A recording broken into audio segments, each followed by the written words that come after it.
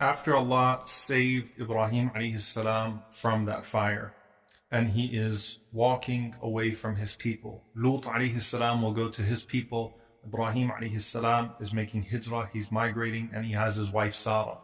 And as he is on his way out, there are a number of du'as that he makes as he's walking away.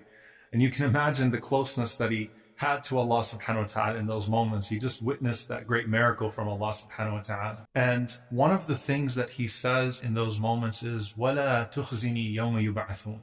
Do not disgrace me on the day that we are all resurrected. يَوْمَ لَا يَنْفَعُ مَالٌ وَلَا بَنُونَ. A day in which wealth nor children will avail a person, إِلَّا مَنْ أَتَى اللَّهَ بِقَلْبٍ سَلِيمٍ, except for the one who comes back to Allah subhanahu wa ta'ala with a sound heart. And that's all Ibrahim Alaihissalam has at this point, is returning to Allah subhanahu wa ta'ala with a sound heart.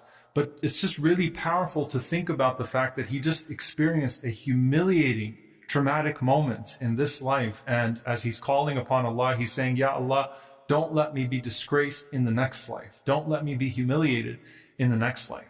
There's a narration where the Prophet ﷺ gives us this incident where Ibrahim Alaihissalam actually sees his father on the Day of Judgment, and his father is covered in dust and humiliated. And Ibrahim, seeing his father, he says to him, why did you disobey me? And his father says that I won't disobey you today, O my son. And Ibrahim Alaihissalam looks to Allah subhanahu wa ta'ala and he says, didn't you promise me that you wouldn't humiliate me on this day? And look at my father. And Allah subhanahu wa ta'ala says, Jannah has been forbidden for the idolaters. And Ibrahim Alaihissalam looks down and he sees an animal, a slaughtered animal. And that animal is grabbed by its legs and thrown into the fire. SubhanAllah, his father who had once thrown him into a fire. And Ibrahim Alaihissalam still has empathy and love for his father. And so he doesn't see his father in flesh be thrown into the fire, but an animal that is his father thrown into the fire, and that is a different fire altogether. And so that's a painful thing that Ibrahim Alaihissalam has to deal with throughout, which is he loved his father and he still wanted good for his father. And he's still making dua for his father even after his father had done that to him, and even on the Day of Judgment. But there's something particular about the honor of Ibrahim Alaihissalam on the Day of Judgment that I want to speak about.